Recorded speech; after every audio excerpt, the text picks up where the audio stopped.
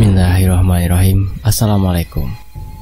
Penulis akan menceritakan ulang kisah yang benar-benar terjadi dialami langsung oleh narasumber yang pernah tinggal di sebuah desa di pelosok Jawa Timur. Keluarga tumbal pesugihan. Ini dia selengkapnya. Cerita ini ditulis oleh Miss Nai.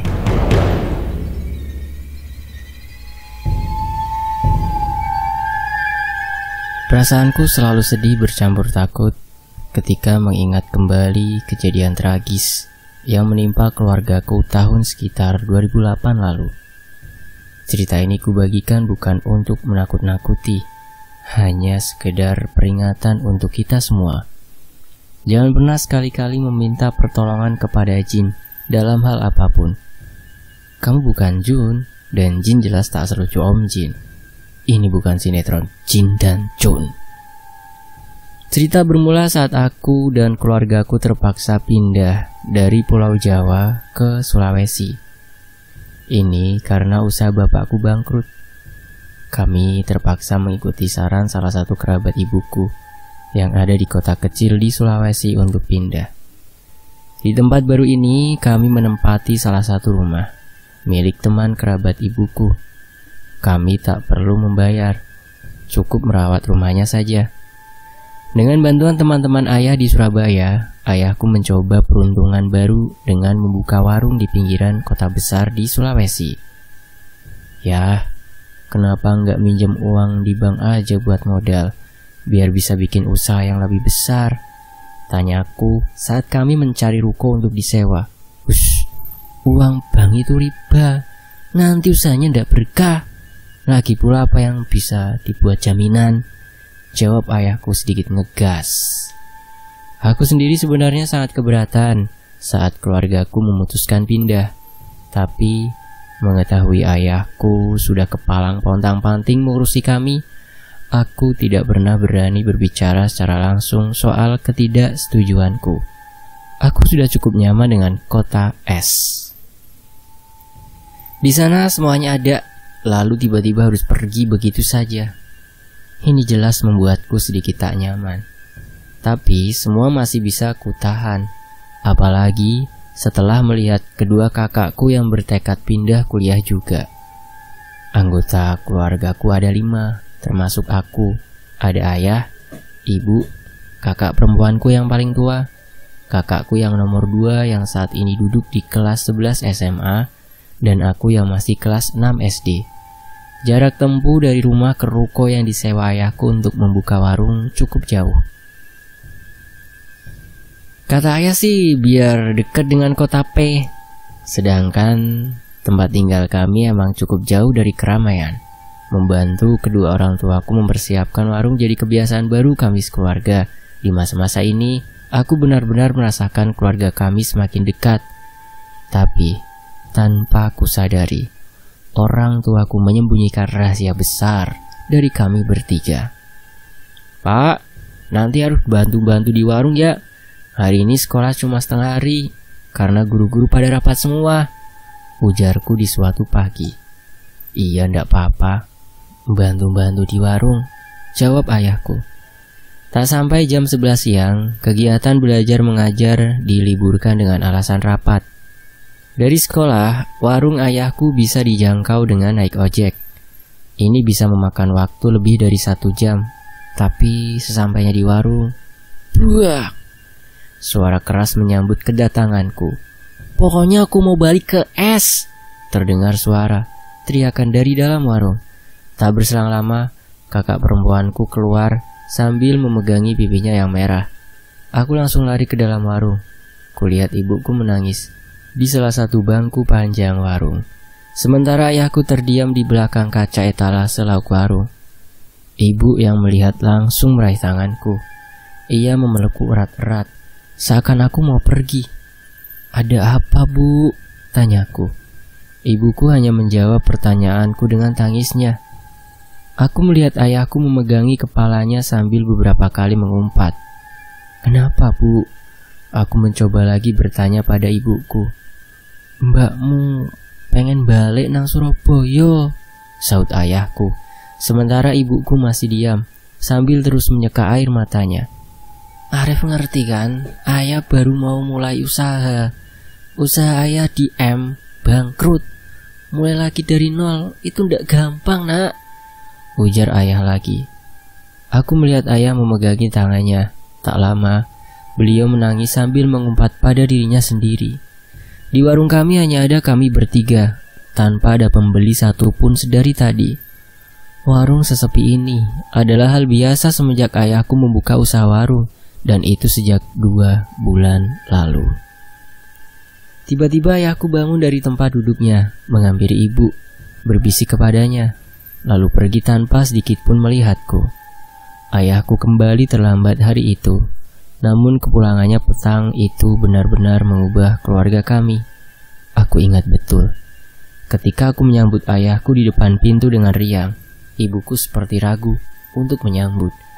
Dia hanya menyilangkan kedua tangannya di dadanya, terlihat gelisah. "Kakakmu kemana?" tanya ayahku.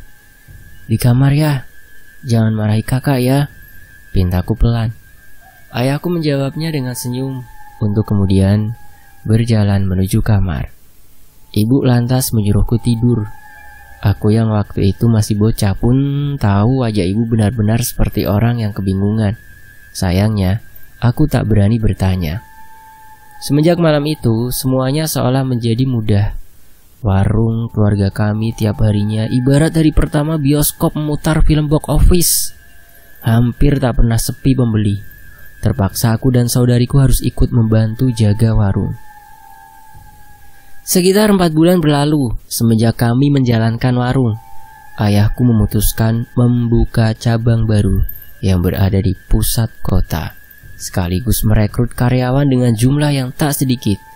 Hidup kami benar-benar berubah drastis. Belum ada setahun keluarga kami sudah bisa membeli rumah yang bahkan lebih besar dari rumah kami di S. Ayahku membeli rumah di kota, lengkap dengan perabotannya. Keuangan keluarga kami kembali stabil, bahkan jauh lebih baik.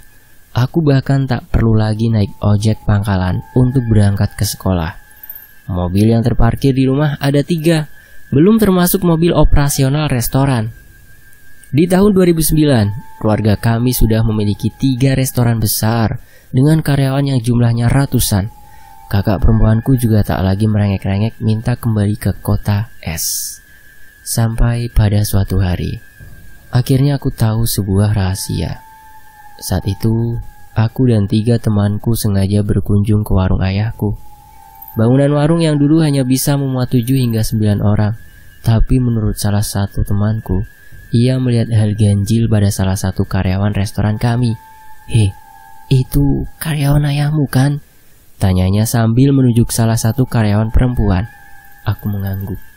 "Itu ada yang bunduti, kok dia diem aja sih?" ujarnya. "Apa sih Mat? Itu kakak pelayan cuma sendirian. Kok kamu bilang ada yang bunduti? Jangan ngawur. Jangan-jangan kamu naksir ya Cok?" timbal Tejo, salah satu temanku yang emang kocak. "Bener ini Jo, aku tadi lihat ada makhluk hitam besar di belakang mbaknya," jawab Ahmad. Sudah, habiskan makanan kalian. Habis ini ku ajak kalian ke tempat yang Yahud," ujarku mencoba memisahkan pertikaian kawan-kawanku. Mereka menurut. Selesai menyantap hidangan, ku ajak mereka ke salah satu bukit yang tak jauh dari perkampungan dekat restoran. Bukit tersebut adalah salah satu spot favoritku untuk melihat pemandangan sekitar. Tak jauh dari bukit itu juga ada telaga jernih nan segar. "Masih jauh gak Wan? Lelah aku ini," ujar Ahmad. "Bentar lagi kok," jawabku. Setibanya di puncak bukit, kukira semua kawanku sumringah. Aku benar-benar puas bisa menunjukkan tempat ini. Tapi saat itu aku tak sadar ada yang aneh dengan Ahmad. Kukira dia cuma lelah. "Kenapa Mat? Kok mukamu pucat gitu?" "Kalau kamu lelah, abis ini kita renang di telaga," ujarku.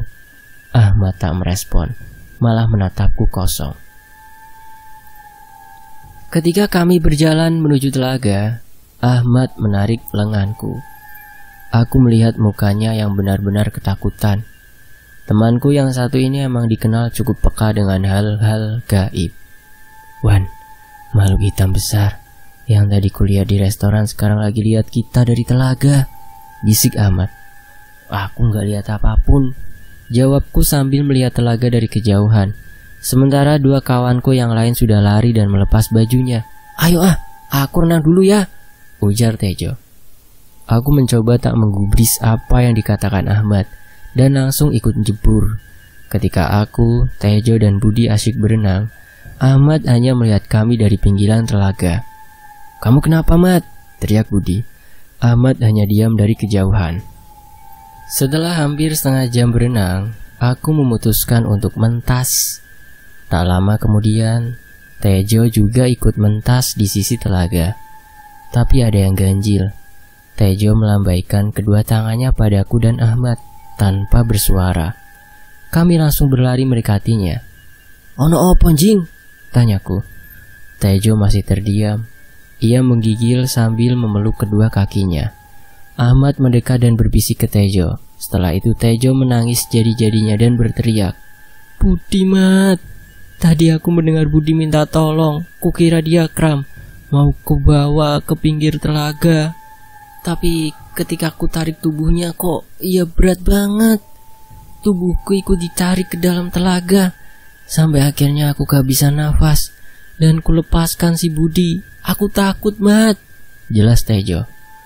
Aku seakan tak percaya apa yang diucapkan Tejo. Mungkinkah ini prank?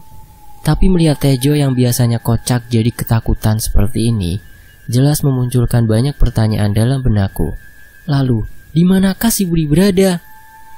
Aku dan Ahmad masih berusaha menenangkan Tejo yang gemetaran. Sementara itu, Budi tak jua muncul dari dalam air. Dengan keadaannya masih bingung, Ahmad tiba-tiba berteriak, seperti kerasukan. Jo, awas kau Jo! Teriak Ahmad tiba-tiba. Kedua tangan Ahmad sudah mencekek leher Tejo yang masih linglung. Woi, kau ngapain, Mat? Teriakku pada Ahmad. Pupil Ahmad tertarik ke atas. Matanya membelalak. Suaranya berat. Tak seperti Ahmad yang biasanya. Sadar ada yang tak normal dengan Ahmad, ku tarik tangannya dari leher Tejo sekuat mungkin. Namun Ahmad tak bergeming. Tangannya seperti sudah menempel erat di leher Tejo. Istighfar, Mat, istighfar. Tejo mati nanti kalau kau cekek, ujarku. Ku bacakan ayat-ayat suci sebisaku ke telinga Ahmad. Kalau tidak salah, surah An-Nas. Baru ku bacakan 2 ayat, Ahmad menoleh. Mukanya benar-benar tak seperti Ahmad yang biasanya. Selama mengenalnya, ia tak pernah membuat ekspresi semengerikan ini. Kukira Ahmad menoleh padaku karena udah sadar, tapi ternyata tidak. Ia malah menojok dadaku dengan keras menggunakan tangan kirinya hingga tubuhku terpental. Kenapa kau lepaskan aku, Jo? Kenapa? Teriak Ahmad tepat di muka Tejo. Sepertinya yang merasuki tubuh Ahmad adalah arwah Budi yang sekarang tampaknya udah tewas tenggelam. Tejo ketakutan setengah mati. Sorry, Bud. Maaf. Aku gak kuat narik tubuhmu, Bud. Tolong lepaskan aku, Bud. Jawab Tejo sambil terbata-bata. Ahmad yang saat ini di depan mataku hanyalah jasad semata. Aku merasa saat ini kami sedang menghadapi kemarahan Budi yang tidak diterima karena dibiarkan tenggelam oleh kawan sepermainannya. Budi, kalau ini benar kau, tunjukkan di mana jasadmu, Bud. Kita secepatnya akan mengangkatmu dari dalam telaga, ucapku cepat. Ahmad melirik ke arahku. Ini juga gara-gara kau, Rif. Kau bawa kami buat jadi tumbal bapamu. Bangsat kau, Rif, ucap Budi dalam tubuh Ahmad. Aku makin bingung. Apa maksud ucapan barusan? Apa salahku? Hari semakin sore. Sebentar lagi maghrib. Cengkraman Ahmad tiba-tiba melonggar. Tubuh Tejo jatuh ke tanah. Ia sudah tak sadarkan diri. Tak lama setelah itu, Ahmad menoleh kepadaku dengan ketakutan. Lalu, tiba-tiba tersungkur, tak jauh dari tubuh Tejo. Aku tak bereaksi ketika itu. Kejadian yang menimpaku sore itu benar-benar membuatku ketakutan, sekaligus bingung. Aku tak pernah mengalami hal-hal mistis seumur hidupku. Di tengah kebingungan, terdengar sayup-sayup suara perempuan yang sedang tertawa di tengah hutan. Terdengar dekat. Ya Allah, batinku. Ku coba tetap tenang. Kuanggap itu hanyalah suara gesekan antara batang bambu yang tak jauh dari telaga tempat kami berenang.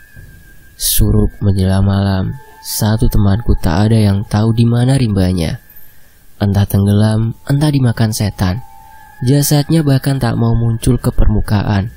Sementara dua temanku yang lain saat ini tak sadarkan diri. Aku mencoba mendekati kedua tubuh temanku yang tak jauh dari bibir telaga. Belum sampai 3 langkah, suara yang tadi kembali muncul. Kali ini terdengar lebih jauh. Aku tak berani melihat ke belakang. Ku coba untuk tetap maju menggapai tubuh temanku. "Mat, bangun Mat, ayo cari pertolongan," ucapku sambil menggoyang-goyangkan tubuh Ahmad. Tak ada jawaban. Baik Ahmad maupun Tejo benar-benar seperti mati, padahal cuma pingsan. Ketika ku tarik kedua tubuh temanku itu menjauh dari bibir telaga, kembali muncul suara yang menakutkan. "Mau kau bawa kemana makananku?" Kali ini suaranya jelas dan menggema. Aku langsung gemetaran. Tanpa menunggu waktu lama, aku lari terbirit-birit meninggalkan temanku. Aku sudah lupa bahwa kami berangkat berempat. Yang kupikirkan waktu itu, aku harus menjauh dari telaga secepat mungkin. Setelah berlari cukup lama, aku pun tiba di pinggiran kampung. Tolong, telepon polisi, tolong!" teriakku kepada orang-orang yang berlalu lalang. Tak ada satupun yang menggubrisku. Sampai akhirnya datang seorang bapak-bapak yang menghampiriku. "Mas Arif, ada apa?" tanyanya. "Tolong teman saya Pak, teman saya di telaga Pak. Tolong teman saya tenggelam di telaga atas bukit," ujarku dengan gagap. Bapak parubaya tersebut bisa menangkap perkataanku. Ia memasukkan tangan ke sakunya, mengambil telepon genggamannya. "Nak, tenang dulu. Saya akan teleponkan polisi. Sekarang sudah gelap. Kamu sudah makan belum?" kata si bapak. Hari semakin gelap. Bapak itu pun mengantarkanku ke restoran milik ayahku. Aku masih tak percaya kejadian senaas itu menimpa teman-temanku. Sementara saat pikiranku masih tak beraturan, bapak yang tadi mengantarkanku tiba-tiba saja mencengkram lenganku dengan kuat. "Nah, kau yakin itu restoran milik ayahmu?" tanyanya. Iya Pak." "Kau yakin?" tanyanya lagi. "Memang kenapa Pak?" Tak ada jawaban, tapi langkah kami terhenti. Aku semakin kebingungan. Restoran milik keluarga kami hanya berjarak tak lebih dari 50 meter dari tempat kami berpijak saat ini. Tapi entah kenapa, bapak-bapak itu terdiam, seperti melihat sesuatu di restoran kami. Sementara menurutku tak ada yang aneh dari restoran yang tiap hari kulihat tersebut.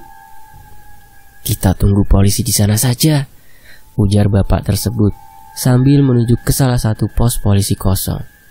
Aku bermaksud mengajak para karyawan kami untuk ikut membantu menolong temanku. Tapi si bapak mencegah. Katanya lebih baik tak mengganggu orang yang bekerja. Bapak tersebut kemudian mengucap satu hal yang masih kuingat sampai hari ini. "Nak, masakan di restoranmu mungkin enak, tapi jangan lupa berdoalah sebelum kau makan," ujarnya. Setelah menunggu hampir 2 jam, satu mobil kepolisian tiba bersama tim SAR, lengkap dengan perlengkapan selam mereka. Tak menunggu lama, kami segera menuju ke lokasi kejadian. Beberapa warga ada yang membuntuti kami. Kabar adanya anak yang tenggelam di telaga didengar orang-orang di sekitar restoran keluargaku. Mereka berkumpul, berduyun-duyun mendatangi telaga seperti mau melihat festival. Belum sampai telaga, salah satu dari anggota polisi menemukan seorang anak laki-laki dari pinggir jalan setapak. Ia memegangi anak yang menggigil tersebut. "Ahmad!" teriakku. Anak itu menoleh padaku. Benar, itu adalah Ahmad. Aku bersyukur Ahmad selamat. Namun ketika aku mendekatinya, ia malah berlindung di belakang petugas polisi yang menemukannya tadi, seperti ketakutan melihat wujudku. "Saya akan mengamankan adik ini ke bawah bukit dulu," ujar petugas tersebut, kemudian berlalu. Ketika aku berpapasan dengan Ahmad, aku mendengar sedikit bisikan. "Keluargamu pemuja setan." Aku menoleh cepat. Siapa yang berbisik padaku tadi? Tidak mungkin Ahmad, kawanku yang selalu berhati-hati dengan ucapannya yang mengatakan hal itu. Setibanya di telaga, polisi segera memasang garis polisi. Sementara petugas SAR sudah bersiap menyisir lokasi tersebut. Tak lama aku dipanggil bapak yang tadi menolongku. "Ini anak yang melapor tadi, Pak." "Nak, bisa kau jelaskan di mana temanmu tadi?" ujar si bapak. Ahmad bersama petugas tersebut sudah menghilang dari jalan setapak. Aku bersama rombongan melanjutkan perjalanan menuju telaga. Setibanya di telaga, polisi segera memasang garis polisi. Sementara petugas SAR sudah bersiap menyisir lokasi tersebut. Petugas pun sudah menghubungi keluarga dari kedua temanku. Mereka akan segera menuju lokasi. "Budi tenggelam di telaga, Pak. Kalau Tejo tadi sudah ada di Loh, kok nggak ada, Pak? Tadi tubuh Tejo terakhir kali saya lihat di situ, Pak. Tepat di pinggir telaga dekat pohon itu. Sumpah saya tidak bohong, Pak," ujarku. Tubuh Tejo tak lagi di tempat terakhir aku meletakkannya. Apa mungkin Tejo sudah melarikan diri setelah aku tinggalkan? Tidak mungkin. Ia bersama Ahmad dan tak sadarkan diri. Ahmad bahkan harus dibantu untuk menuruni bukit. Siapa yang lantas membawa tubuh Tejo? Kepalaku teringat dengan sosok hitam yang mengejarku tadi. Mungkinkah makhluk itu tadi sudah memakan Tejo? Bulu kuduku berdiri. Aku bukan orang yang tidak punya rasa setia kawan, tapi saat ini aku benar-benar ketakutan. Asalkan aku selamat, tak apa kawanku dimakan iblis sekalipun. Berjam-jam menunggu pencarian tak membuahkan hasil.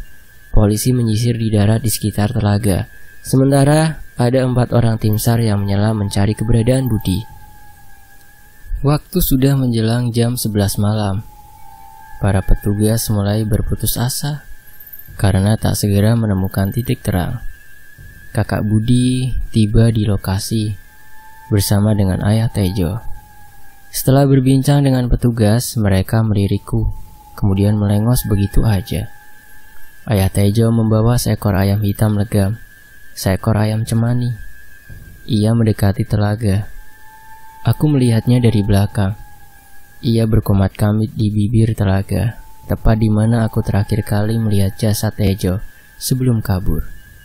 Tangan kirinya memegangi tubuh ayam cemani yang sebenarnya belum cukup besar, sementara tangan kanannya terlihat mencekik leher ayam. Suara ayam tercekik. Ayam cemani sekarat dilempar ke telaga. Tak sampai 10 detik muncul mayat dari kedalaman telaga, mengambang begitu saja. Itu adalah jasad Budi. Innalillahi. Aku, petugas polisi, warga, bahkan para petugas SAR yang ada di lokasi benar-benar seperti kehabisan kata-kata. Bagaimana bisa dari tadi para petugas sudah menyelam di sekitar titik itu, namun tak ada satupun petugas menemukan jasad korban. Sementara ayah Tejo yang baru saja datang berjambi-jambi lalu melemparkan ayam cemani. Tiba-tiba saja ada mayat mengambang di depan kami semua. Lalu jasad Budi dibawa ke tepian telaga oleh tim SAR. Tubuhnya sudah putih pucat. Dari mulutnya keluar cairan putih. Begitu pula dari kedua lubang hidungnya. Matanya membelalak. Hingga kini aku masih ingat betul ekspresi wajah mayat Budi. Ia seperti marah kepadaku. Kakak laki-laki Budi seperti tidak kaget dengan kejadian yang menimpa adiknya. Ia mengusap dahi adiknya dengan lembut. Setelah berbincang dengan beberapa petugas, jasad Budi akhirnya dibawa ke rumah sakit untuk diotopsi. Perlahan, mobil ambulan yang membawa jasad Budi menjauh dari tengah hutan, menembus jalan setapak hingga hilang dari pandanganku. Tiba-tiba, aku dikagetkan oleh sebuah tangan yang menepuk bahu kiriku cukup keras. Saat aku menoleh, tepat di depanku ada raut muka seorang bapak dengan wajah muramnya. Ia adalah ayah Tejo, yang sampai saat ini belum diketahui rimbanya. "Nak, bisa kau telepon ayahmu sekarang?" tanyanya tiba-tiba. Aku melihat wajahnya yang sayu. Tubuhnya yang begitu dekat denganku membuatku dengan jelas bisa menghirup aroma menyan yang menusuk hidung. "Lebih baik kau ingatkan bapakmu agar lebih berhati-hati, atau keluargamu sendiri yang akan merasakan akibatnya," gertak ayah Tejo. Aku tak benar-benar paham apa yang dibicarakan ayah Tejo. Kupikir dia benar-benar membenciku saat ini, dan aku tak bisa menyalahkannya karena akulah orang yang meninggalkan Tejo di tengah hutan. Yang kutakutkan hanyalah tentang keluargaku. Apakah hal gaib yang menimpaku dan kawan-kawanku berhubungan dengan keluargaku? Tapi apa gerangan? Bahkan, tak ada satupun keluargaku yang tahu aku bermain ke telaga bersama kawanku sore tadi. Setelah diintegrasi cukup lama di polsek terdekat, ayahku menjemputku. "Syukurlah kau selamat, nak," ujar ayahku sambil menyetir mobil. Aku yang duduk di sisi ayahku tak benar-benar mendengarkan apa yang ia ucapkan. Aku masih kepikiran dengan ucapan ayah Tejo. Tejo sendiri masih belum diketahui di mana jasadnya. Pihak kepolisian mengatakan mereka masih akan menyisir lokasi seminggu ke depan. Ayahnya juga tak ketinggalan. Ia memutuskan untuk ikut mencari jasad anaknya sendiri. Ayah Tejo yang merupakan orang asli Banten memang dikenal sebagai orang yang memiliki kelebihan, terutama dalam hal gaib. "Rif, kamu kenapa, nak? Bengong begitu dari tadi. Kau tak dengar apa yang ayah bilang tadi?" ucap ayahku. Apa ya? Maaf, aku ngantuk," jawabku singkat. "Kau jangan begitu kalau orang tua lagi ngajak bicara. Tidak sopan namanya." Ayahku mulai menaikkan nadanya. "Iya ya, maaf ya. Apa ada yang ayah sembunyikan dari kami?" Ujarku malah balik bertanya. "Maksudmu apa, Rif?" "Sesuatu yang ayah sembunyikan dari aku dan kakak atau ibu," ujarku. "Kok nanya gitu? Ada apa?" "Tak apa ya, jawab saja dengan jujur." "Tidak ada, nak," jawab ayahku singkat. Perbincangan berhenti. Suasana benar-benar hening seakan ayahku menciptakan tembok antara dirinya dan diriku. Aku sadar ada yang ia sembunyikan dariku, tapi kupikir itu tak penting selama keluargaku bahagia. Kami tiba di rumah dengan sambutan yang tak lazim. Ibuku berlari dari arah pintu menuju halaman, kemudian memeluk ayah yang baru saja keluar dari mobil. Ia menangis sambil meneriakkan nama kakak perempuanku. Mas, Ratih, Mas," ucap ibuku sambil terisak. "Iya, Ratih kenapa, Bu?" "Ibu tenang dulu. Bilang jangan sambil nangis begitu," ucap ayahku tenang. Aku hanya memperhatikan kedua orang tuaku dari belakang. Ibu melirikku, kemudian menyambarku, memelukku dengan erat. "Bu, kenapa, Bu?" tanyaku.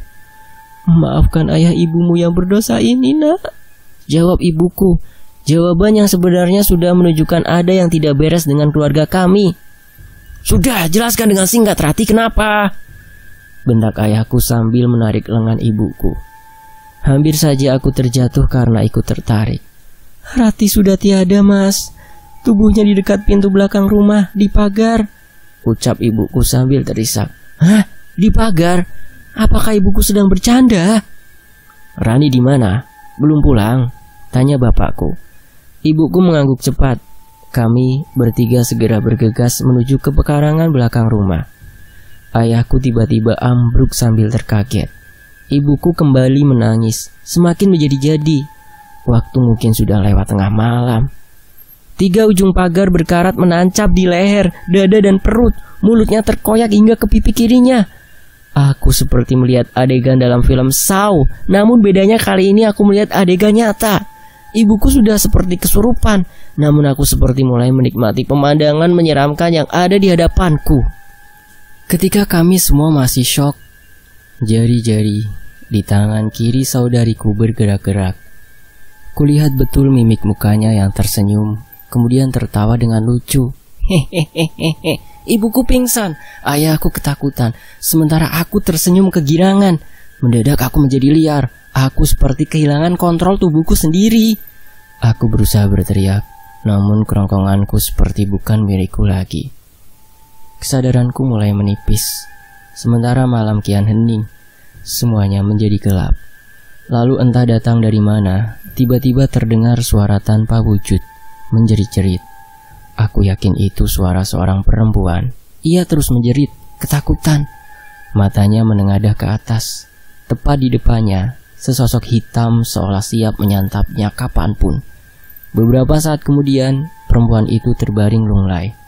Aku ikut menggigil melihat pemandangan yang terjadi di depanku. Mungkinkah ini mimpi? Setauku aku baru saja dijemput ayahku pulang dari kejadian di bukit tadi. Teman-temanku sudah ketemu.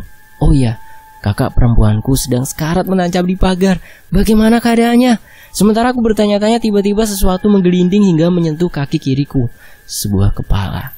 Lehernya masih meneteskan darah segar. Aku tercekat melangkah mundur. Potongan kepala itu kembali menggelinding hingga wajahnya menghadap ke atas. Aku tahu betul siapa pemilik potongan kepala tersebut. Aku ambruk. Dengkulku menyentuh tanah. Kuraih potongan kepala itu. Kupeluk erat-erat sambil menangis. Tangisku semakin menjadi-jadi. Dan tanpa kusadari, makhluk hitam besar sudah ada di depanku. Tubuhku tak bergerak. Aku masih sesenggukan sambil memeluk kepala kakakku. Bajuku sudah penuh dengan darah. Ia merebut potongan kepala tersebut dari genggamanku, lalu melahapnya. Darah menetes dari taring bawahnya yang menjulur ke atas hingga hampir menyentuh mata. Sementara dari belakang, muncul dua orang yang berjalan mengikuti langkah makhluk tadi. Mereka tak asing, pikirku. Mataku tak mungkin salah. Mereka adalah ayah dan ibuku, tapi kenapa? Kenapa mereka tiba-tiba muncul dan mengikuti makhluk tadi? Aku mencoba memanggil keduanya, namun suaraku tak keluar dari kerongkongan. Pandanganku merayap. Aku sedang berada di sebuah kebun bambu, tanpa penerangan sedikit pun. Tapi anehnya, mataku bisa melihat makhluk menyeramkan tadi. Kupikir ini terlalu nyata untuk menjadi sebuah mimpi. Aku bergerak dan berlari mengejar kedua orang tuaku. Kuraih tangan mereka. Ayah dan ibuku masih bergeming, seakan aku tak berada di situ. Aku berusaha sekuat tenaga, hingga akhirnya satu patah kata keluar dari tenggorokanku yang serak. "Tolong!" Ibuku menoleh. Aku ingat benar dia berekspresi dingin, namun tetap berusaha tersenyum. Ia mengenaliku. "Ada apa, Bu? Siapa sebenarnya makhluk itu? Kenapa kalian mengikutinya, padahal dialah yang memakan Kak Rati?" Tapi tak ada satupun kata yang keluar dari mulutku. Ibuku melenggang. Aku tak berani mengikuti mereka lagi. Saat aku berusaha menarik ibu dan ayahku, tanpa tersadar, dari sisi makhluk hitam tadi, ratusan makhluk serupa muncul dan bersorak ganjil. Mereka sedang berpesta. Tapi tak ada satupun dari makhluk itu yang menyadari keberadaanku. Aku benar-benar tak dipedulikan. Sampai akhirnya dari kejauhan, aku melihat kakak perempuanku yang kedua sedang berlenggak-lenggok di tengah kerumunan. Sejak kapan Kak Retno sepandai itu menari tradisional? Terkadang ia melenturkan tubuhnya, menggeliat di tanah dengan kedua tangannya yang penuh luka cakar. Di sisi lain, orang tuaku terlihat bersujud ke makhluk hitam tadi. Astagfirullah, makhluk yang ukurannya jauh lebih besar dibandingkan makhluk-makhluk yang mengelilingi Retno. Aku seperti menyaksikan keluargaku sedang bermain peran.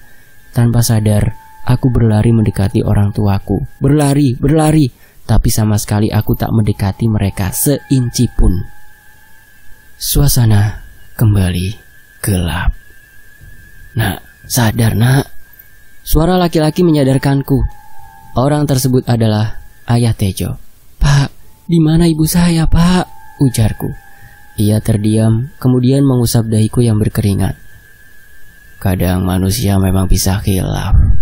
Tapi jika sudah sejauh ini, ayahmu sudah memancing makhluk yang harusnya tak ia usik," jawab ayahnya Tejo tanpa ekspresi. Kulihat halaman belakang rumahku sudah penuh dengan orang, polisi dan warga setempat.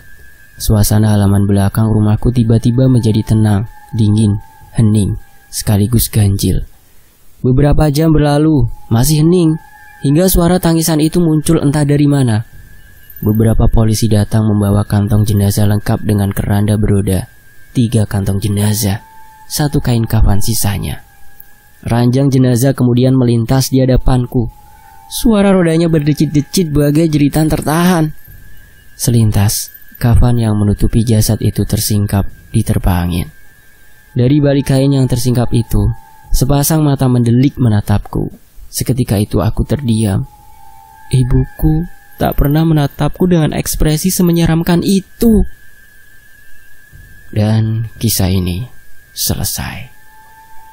Jadi itulah konsekuensinya jika manusia melakukan pesugihan. Tidak hanya keluarganya yang akan menjadi tumbal, orang yang melakukan pesugihannya pun akan menjadi mati mengenaskan dan akan menjadi budak, sesuai dengan perjanjian yang telah disepakati dulu. Restoran menjadi ramai, tapi setiap hari ada yang meninggal. Berani menggunakan pesugihan juga harus berani menanggung akibatnya. Bisa sampai kehilangan nyawa juga. Ada salah satu rumah makan yang terkenal di daerahku, digosipkan melakukan pesugihan. Jam 8 baru buka, parkir mobil penuh setiap hari, nggak pernah sepi. Per hari keuntungan bisa sampai puluhan juta. Kaya banget kan? Dan rumah makan itu dikenal oleh orang-orang sekitaran Jakarta, Karawang, Cikampek, Purwakarta, Bandung. Itulah rumah makan yang menyerupai pesugihannya dengan restoran yang ada di kisah ini. Dan kisah ini selesai. Terima kasih untuk Kak Nai. Dan terima kasih untuk teman-teman yang sudah menyimak kisah ini di sini. Semoga bermanfaat. Saya pamit. Wassalamualaikum.